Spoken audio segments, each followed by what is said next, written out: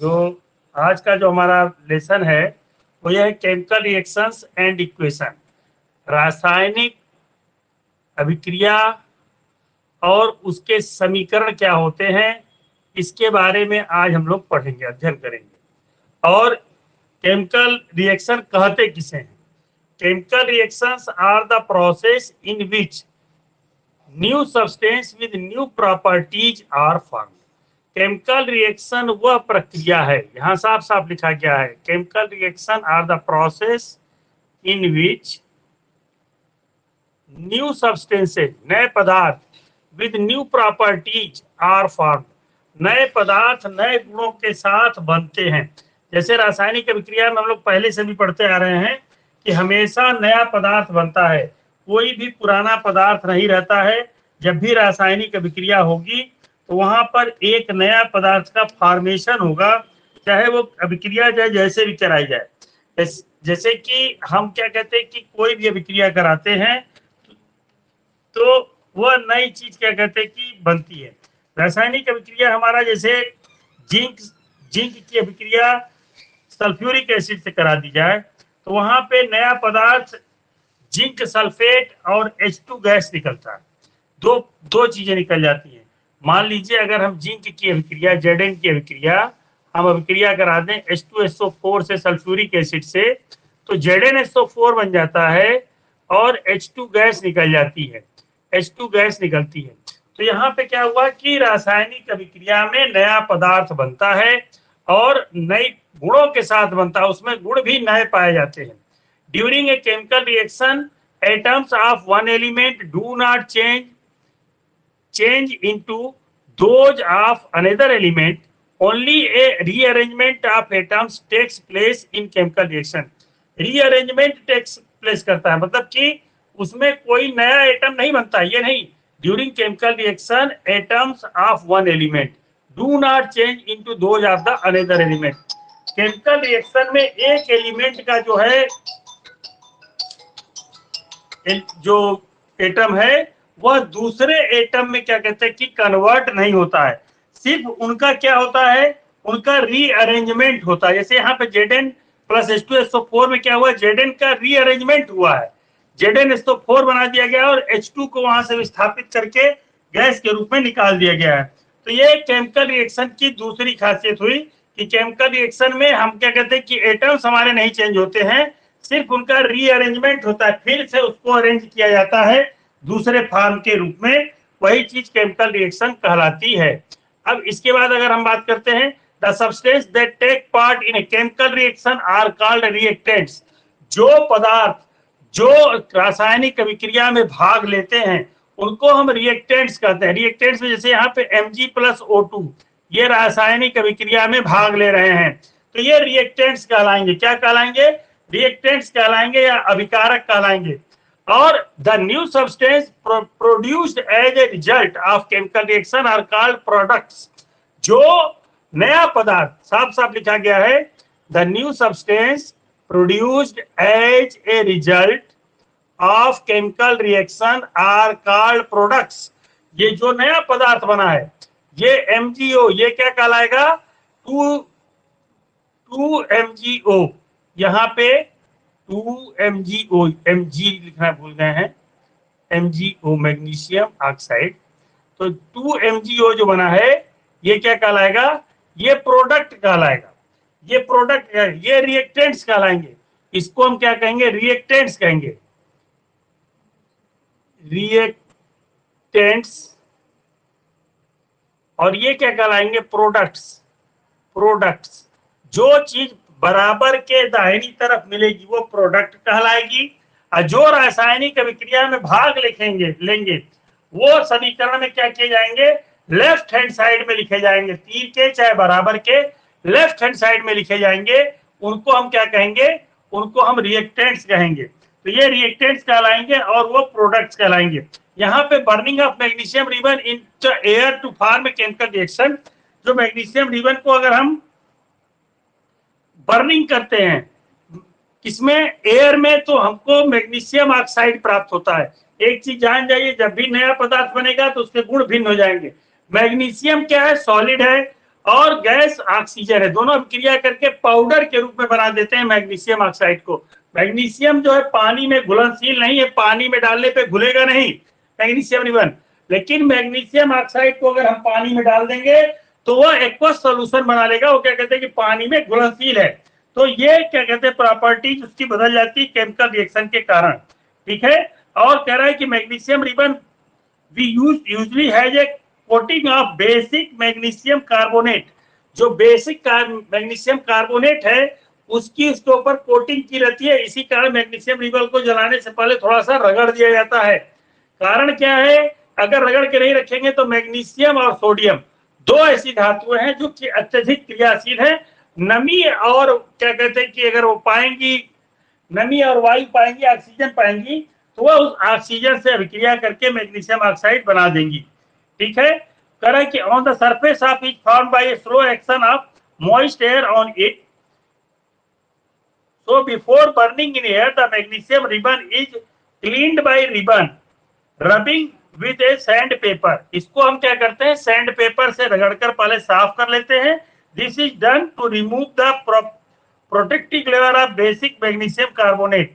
Sand paper से ये question अक्सर पूछा जाता है यहाँ पे कि मैग्नीशियम रिबन को जलाने से पहले बालू कागज से क्यों रगड़ा जाता है, तो उसके ऊपर जो मैग्नीशियम कार्बोनेट की जो कोटिंग की गई होती है उसको हटाने के लिए हम क्या करते हैं, बालू कागज से उसको रगड़ते हैं, so that it may readily combine with an oxygen of air, क्योंकि ये ऑक्सीजन से तुरंत अभिक्रिया कर जाता है। मैग्नीशियम रिबन को जलाते समय ये पूछा जाता है किस रंग की रोशनी निकलती है, तो यह सफेद रंग की रोशनी निकलती है। मैग्नीशियम का प्रयोग पटाखों में सफेद रंग की रोशनी उत्पन्न करने के लिए किया जाता है। जो हम पटाखे जलाते हैं दीपावली पे, उसमें मैग्नीशियम का प्रयोग हम सफेद रंग की रोशनी, कभी आप क्लास में देखिएगा अगर प्रैक्टिकल कराया गया होगा तो उसमें मैग्नीशियम रिबन को जब भी जलाया जाएगा तो सैंड पेपर से पहले उसको रगड़ देते हैं, रगड़ के साफ करने के बाद हम क्या करते हैं, मैग्नीशियम रिबन को जलाते हैं। जलाते समय उसमें क्या है, जो इस पे क्वेश्चंस आपके बन के आएंगे वो निश्चित पूछे जाएंगे। वो जो लेयर चढ़ी रहेगी वो किसकी चढ़ी रहेगी, मैग्नीशियम कार्बोनेट की लेयर चढ़ी रहती है, जिसको कि हम उसको हटाते हैं। वो मॉइस्ट एयर और ऑक्सीजन की अभिक्रिया करके वो मैग्नीशियम कार्बोनेट बनाता है। दूसरी बात कि मैग्नीशियम रिबन जलाने पर किस रंग की रोशनी उत्पन्न करता है, तो मैग्नीशियम रिबन जलाने पर सफेद रंग की रोशनी उत्पन्न करता है। फिर आगे है कैरेक्टरिस्टिक्स ऑफ केमिकल रिएक्शन, रासायनिक अभिक्रियाओं के गुण धर्म क्या होते हैं। तो पहला कैरेक्टरिस्टिक्स दिया गया है इवोल्यूशन ऑफ गैस, गैस का उत्पादन होता है। जब भी कोई रासायनिक अभिक्रिया कराई जाती है तो उसमें गैस का उत्पादन होता है। जैसे यहाँ पे जिंक का H2SO4 से अभिक्रिया कराई गई है तो जिंक सल्फेट और H2 गैस निकली है, तो यहाँ पे क्या हुआ है, गैस का उत्पादन हुआ है। तो इवोल्यूशन ऑफ गैस अधिकतर में हमारे में क्या कहते हैं की मिलती है। तो पहला गुण है इसका कि evolution of gas, some chemical reactions are characterised by the evolution of gas. The chemical reaction between the zinc and dilute sulfuric acid is characterized by the evolution of hydrogen gas. Zinc का अगर dilute sulphuric acid से अभिक्रिया कराते हैं, H2SO4 से अभिक्रिया कराते हैं, तो हमको वहां पे हाइड्रोजन गैस उत्पन्न होती है। हाइड्रोजन गैस की खासियत यह है कि ये पप की ध्वनि के साथ क्या करती है, जलती, जलाने पर इसको इकट्ठा करके अगर जलाए तो पप की ध्वनि करती है और ध्वनि के साथ ही क्या करती है, जलने का काम करती है। इसकी पहचान है, ठीक है। इसको हम बनाएंगे कैसे, इसके लिए हम एक बीकर में क्या करते हैं, बीकर में जिंक के कुछ ग्रेन्यूल्स ले लेते हैं, कुछ छिल्लन ले लेते हैं, टुकड़े ले लेते हैं और उसमें डाइल्यूट सल्फ्यूरिक एसिड को हम क्या कर देते हैं, डाल देते हैं। और हम देखते हैं कि डाइल्यूट सल्फ्यूरिक एसिड डालते ही उसमें क्या होती है, बबल्स निकलना चालू हो जाते हैं और वह बबल्स क्या करते हैं, हाइड्रोजन गैस का निर्माण करते हैं। उसको निकास नली के द्वारा निकाल कर इकट्ठा करते हैं बीकर में और देखते हैं तो हाइड्रोजन गैस होती है। फिर है फॉर्मेशन ऑफ प्रेसिपिटेट। प्रेसिपिटेट का भी फॉर्मेशन क्या होता है, क्या कहते हैं कि रासायनिक अभिक्रिया में होता है। बहुत सी रासायनिक अभिक्रिया में, जैसे यहाँ पे बताया गया है कि when potassium iodide and solution of lead nitrate added together the yellow precipitate of lead iodide is formed. Yellow precipitate lead iodide का फॉर्म होता है। दूसरा प्रेसिपिटेट का हम और आपको एक एग्जांपल बता दे रहे हैं कि प्रेसिपिटेट जो होता है किस केस वो क्या कहते हैं प्रेसिपिटेट उसमें सोल्यूशन में घुलता नहीं है। When calcium hydroxide solution lime water reacts with carbon dioxide gas, carbon dioxide gas से विक्रिया करता है। सामान्य सी बात है, लाइम वाटर हमारे घर में दिवाली के समय में चूना को हम क्या कहते हैं, लाइम वाटर कहते हैं। चूना को भिगोते हैं और भिगो के रखते हैं, ऊपर पानी उसका आ जाता है, तो ये क्या होता है, लाइम वाटर होता है, चूने बुझे हुए चूने का पानी होता है। और उसको क्या कहते हैं, जब कार्बन डाइऑक्साइड से विक्रिया करते हैं, a white precipitate of calcium carbonate is formed along with water. एक व्हाइट प्रेसिपिटेट क्या होता है, कैल्शियम कार्बोनेट का फॉर्म्ड हो जाता है।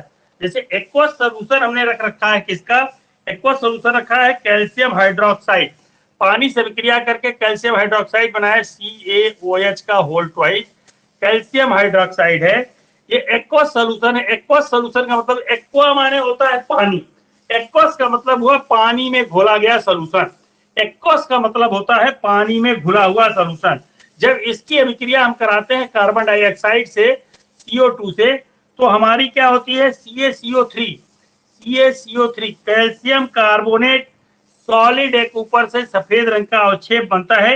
इसको व्हाइट पीपीटी हमको दिखाई देता है। व्हाइट रंग का पीपीटी, घर पे कभी चूना लगता होगा तो आप देखिएगा व्हाइट प्रेसिपिटेट ऊपर आ जाता है और H2O लिक्विड के रूप में नीचे रह जाता है। तो कार्बन डाइऑक्साइड से विक्रिया करके ये व्हाइट प्रेसिपिटेट बनाता है। और H2 जब भी बुझे हुए चूने के पानी में हम क्या कहते हैं, चूने के पानी में अगर कार्बन डाइऑक्साइड गैस प्रोवाइड करते हैं तो चूने का पानी का रंग दूधिया होता है और दूधिया व्हाइट प्रेसिपिटेट इसी के कारण हो जाता है। तो ये प्रेसिपिटेट का फॉर्मेशन हुआ। दूसरी बात। तीसरी बात अगर हम आते हैं थर्ड पार्ट पे, तो कह रहा है चेंज इन कलर, कलर में भी चेंजिंग होती है। तो चेंज इन कलर में कुछ केमिकल रिएक्शंस में क्या होता है, कलर में चेंजिंग होती है। The chemical reaction between citric acid and purple colour potassium permanganate solution is characterised by a change in colour to form a purple to colourless. Potassium permanganate जब उसमें डाल देंगे, KMnO4 डाल देंगे साइट्रिक एसिड में, तो क्या होगा, वह कलरलेस हो जाएगा।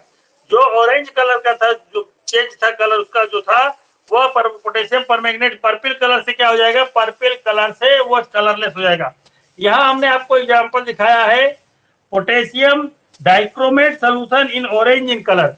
पहले बॉक्स में हमने पोटेशियम डाइक्रोमेट सॉल्यूशन लिया है जो कि ऑरेंज कलर का यहाँ पे दिख रहा है, और उसमें हम क्या कर रहे हैं, when sulphur dioxide gas is passed through potassium dichromate solution. Sulphur dioxide माने कि SO2 गैस को जब इसमें पास करा दिया गया है तो उसका कलर चेंज होकर हरा हो गया है। Dichromate solution, the orange colour of potassium dichromate solution changes to green. जो पोटेशियम डाइक्रोमेट का ऑरेंज कलर था वह ग्रीन कलर में क्या हो गया, यहाँ पे चेंज हो गया है। फिर चेंज इन टेम्परेचर, टेम्परेचर में भी क्या होती है, चेंजिंग आती है। कुछ केमिकल रिएक्शन में क्या होता है, टेम्परेचर आता है, टेम्परेचर क्या होता है, बदलता है। जैसे एक सामान्य से आपको बता दें, अगर आप क्या कहते हैं क्विकलाइम कैल्शियम ऑक्साइड लाते हैं और उसको बीकर में या कहीं रखते हैं और उसमें अगर क्या कहते हैं पानी डाल देते हैं, तो पानी डालते ही चूने को जैसे ही हम भिगोते हैं दिवाली के समय में लाके घर में, तो पानी डालते ही उसमें क्या होता है, हीट निकलती है। और हीट निकलने के बाद अगर हम देखते हैं तो चूना बदबद छूटने लगता है और उसमें टेम्परेचर बढ़ जाता है पहले से। दूसरा है कि कार्बन को अगर हम क्या कहते हैं कि सॉलिड कार्बन, कार्बन मतलब कोयला, कोयला को ऑक्सीजन की उपस्थिति में जला दें तो कार्बन डाइऑक्साइड गैस बनती है, उसमें CO2 गैस निकलती है और हीट निकलती है, गर्मी उत्पन्न हो जाती है। जैसे ही ऑक्सीजन से वो क्रिया करता है कोयला, वो क्या बन जाता है, हीट देता है और वहां पे टेम्परेचर में चेंजिंग आती है। तो ये चौथा कैरेक्टरिस्टिक्स है किसी भी रासायनिक अभिक्रिया का, कि उसमें क्या होता है, उसके टेम्परेचर में चेंजिंग आती है। ठीक है, ये हमने आपको एग्जांपल्स बताया। एक और एग्जांपल जानिए, the chemical reaction between zinc granules and dilute sulphuric acid is also characterised by the change in temperature which is rise in temperature. जब जिंक ग्रेन्युल में हम क्या कहते हैं कि डाइल्यूट सल्फ्यूरिक एसिड डालते हैं, H2SO4 डालते हैं, तो उसका टेम्परेचर क्या होता है, बढ़ता है। ये भी चेंज इन क्या कहते हैं कि टेम्परेचर का ही एग्जांपल है। फिर और देखिए, the chemical reaction between barium hydroxide and ammonium chloride to form barium chloride. जब बेरियम हाइड्रोक्साइड की हम क्रिया कराते हैं बेरियम क्लोराइड से, तो उस अमोनियम क्लोराइड से क्रिया कराएंगे तो बेरियम क्लोराइड का फॉर्मेशन होगा। Ammonia and water is characterised by the change in temperature. Ammonia और वाटर क्या करते हैं, उसके टेम्परेचर को चेंज करते हैं। दूसरा है चेंज इन स्टेट, यानी अवस्था में भी परिवर्तन होता है। रासायनिक अभिक्रिया में अवस्था में भी क्या होता है, परिवर्तन होता है। कोई भी रासायनिक अभिक्रिया अगर कराएंगे तो उसकी अवस्था में परिवर्तन होता है। जैसे हम एक एग्जांपल दे रहे हैं, the combustion reaction of a candle wax is characterised by the change in state from solid to liquid and gas. ठीक है, जब हम कैंडल को जलाते हैं तो वह सॉलिड से लिक्विड और लिक्विड से गैस में क्या होती है, कन्वर्ट होती चली जाती है। ठीक है, because wax is a solid, water formed by the combustion of wax is liquid at room temperature, whereas carbon dioxide produced by the combustion of wax is gas। जो वाटर फॉर्म हो रहा है वह लिक्विड स्टेट में हो रहा है, और गैस अवस्था में जो क्या कहते हैं कि कार्बन डाइऑक्साइड उसके जलने से निकल रही है, वो गैसियस अवस्था में होकर उसमें से निकल जा रही है। ठीक है, अब ये क्या कहते हैं कि बहुत से ऐसे केमिकल रिएक्शन है जो कि एक से ज्यादा एग्जाम्पल हमको देते हैं। जैसे कि हम यहाँ पे एक एग्जांपल दे रहे हैं, chemical reaction between zinc granules and dilute sulphuric acid shows two characteristics. जो जिंक ग्रेन्यूल है और डाइल्यूट सल्फ्यूरिक एसिड का है, उसमें दो गुण आते हैं, इवोल्यूशन ऑफ गैस, एक तो इवोल्यूशन ऑफ गैस उसमें से निकल रहा है, और दूसरा है चेंज इन टेम्परेचर, और उसमें टेम्परेचर में भी क्या होती है, चेंजिंग होती है। इसी प्रकार the chemical reaction between potassium iodide solution and lead nitrate solution shows two characteristics. Formation of precipitate, उसमें फॉर्मेशन ऑफ प्रेसिपिटेट होता है, और चेंज इन कलर, रंग में भी चेंज होता है, ये कलरलेस टू येलो हो जाता है, वो कलरलेस से क्या हो जाता है, येलो हो जाता है। ये वहां पे क्या होता है, परिवर्तन होता है। तो 5 गुण पाए गए। किसी भी रासायनिक अभिक्रिया के मुख्य रूप से 5 गुण होते हैं। पहला है इवोल्यूशन ऑफ गैस, रासायनिक अभिक्रिया होगी तो उसमें गैस उत्पन्न होगी। दूसरा है फॉर्मेशन ऑफ प्रेसिपिटेट, उसमें प्रेसिपिटेट उत्पन्न होगा, यानी कि उसमें अवक्षेप बनेगा। तीसरा हमने बताया कि चेंज इन कलर, उसके रंग में परिवर्तन होगा। चौथा जो है उसके टेम्परेचर में परिवर्तन होगा, और सबसे अंतिम वाला जो है उसकी अवस्था में परिवर्तन हो जाएगा। तो इस तरह हमने कैरेक्टरिस्टिक्स ऑफ केमिकल रिएक्शन आज पढ़ा।